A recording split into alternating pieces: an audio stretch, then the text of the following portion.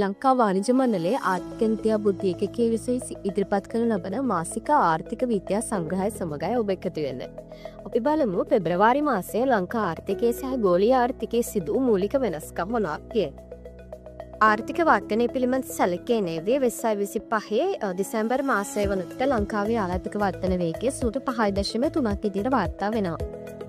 කොළඹ පාරිභෝගික මිලදර්ශකයට අනුව ලංකාවේ උත්තමනය ජනවාරි මාසය වන විට 2.3% විදිහට වාර්තා වෙනවා. බාහිරංශය පිළිබඳ සැලකීමේදී වෙළඳ හිගය ඇමරිකානු ඩොලර් මිලියන 997ක් විදිහට වාර්තා වෙනවා. එවැගේම සංචාරක පැමිණීම් ජනවාරි මාසය වන විට 2,77,327ක් විදිහට වාර්තා වෙනවා.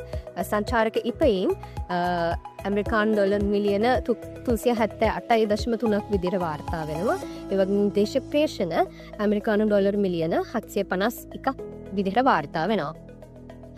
ලංකාවේ ආර්ථිකය පිළිබඳ සැලකීමේදී 2025 වර්ෂයේදී පෞද්ගලික අංශයට ණය ලබා දීමේ වර්ධනයක් අපිට දකින්නට පුළුවන්. විශේෂයෙන්ම බලපත්‍රලාභී වාණිජ බැංකුව විසින් 2025 දී ලබා දුන් ණය ප්‍රමාණය රුපියල් ට්‍රිලියන 2.1ක් විදිහට දක්වන්නට පුළුවන්.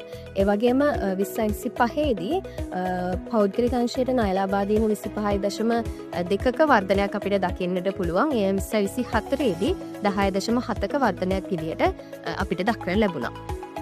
2025 වර්ෂයේදී සංචාරක පැමිණීම් වැඩිවීමක් අපිට දකින්නට පුළුවන්. කෙසේතත් සංචාරක පැමිණීම් වලට සමානුපාතිකව සංචාරක ඉපයීම් වල වැඩිවීමක් අපිට දකින්නට ලැබෙන්නේ නැහැ. විශේෂයෙන්ම සංචාරක අංශය තුළ ඇති අගයකත කිරීමේ ගැටලු මේ සඳහා හේතු වෙලා තියෙනවා. යනුව සංචාරක ඉපයීම් සහ සංචාරක පැමිණීම් අතර පවතින පරස්පරතාවය පිළිබඳ ගැටලු මතුවී තිබෙනවා. ගෝලීය ආර්ථිකය පිළිබඳ සැලකීමේදී විශේෂයෙන්ම ඇමරිකානු එක්සත් ජනපදයේ විසින් කියුබාවට එරෙහිව පනවනු ලැබූ තෙල් සීමා කිරීම් කේන්ද්‍රයෙන් විශේෂයෙන්ම කැරිබියන් කලාපයේ ඉන්ධන සැපයුම් ජාලවලට බාධා පමුණුවා තිබෙනවා. ඒ අනුව මේ හේතුවෙන් විශේෂයෙන් කියුබාව ආනයනික තෙල් මත බොහෝ සෙයින් රඳා පවතින නිසා විශේෂයෙන්ම රට තුළ විදුලි කප්පාදු කිරීම ඒ වගේම රටතර ප්‍රවාහන සේවාවලට මේ හේතුවෙන් බාධා පැමිණෙනවා. මෑතකදී ජපානයේ රාජ්‍ය ණය ප්‍රමාණය ඇමරිකානු ඩොලර් ට්‍රිලියන 10කට ආසන්න ප්‍රමාණයකට ළඟා වෙලා තිබෙනවා. විශේෂයෙන්ම දියුණු රටක් විදිහට ඔවුන්ට දියුණු රටක් ලෙස පැවති ඉහළම ණය අනුපාතිකය ලෙස මෙය සඳහන් කරන්න පුළුවන්. විශේෂයෙන්ම දළදේශීය නිෂ්පාදිතයට සාපේක්ෂව 160ක පමණ අගයක් දිගට අපිට දක්වන්නට පුළුවන්. විශේෂයෙන්ම දශක ගණනාවක් පුරා ජපානය මෙම ඉතා පහළ කොළි අනුපාත පවත්වාගෙන යමින් තිබුණා මේ ණය ආකෘතිය යටතේ.